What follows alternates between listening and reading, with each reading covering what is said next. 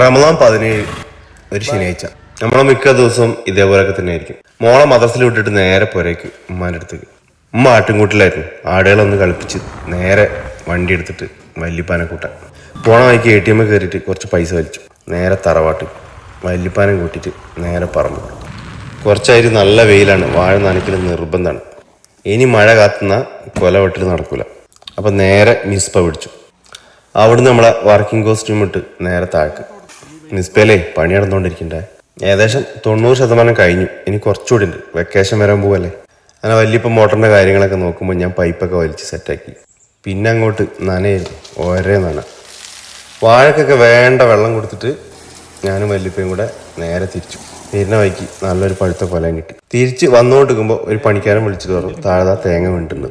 മാമനൊരു പെട്ടി സപ്പോർട്ടയും പെറുക്കിയിട്ട് അവിടെ വെച്ച് സെറ്റായി നിൽക്കുമ്പോൾ വീണ തേങ്ങ മൊത്തം പെറുക്കി കൊണ്ടുവന്നു. അപ്പോൾ അതാ വല്യമ്മയും ഞാൻ നോക്കുമ്പോൾ കുടുംബം മൊത്തം പറമ്പിൽ 10-40 വീണിന്നു. എല്ലാവരും കൊണ്ടുപോയി. അതേ മദ്രസ വിടാനായി. നേരെ മദ്രസ പോകണം. മോളെ കൂട്ടണം. പുറകെ പോകണം. ബൈ.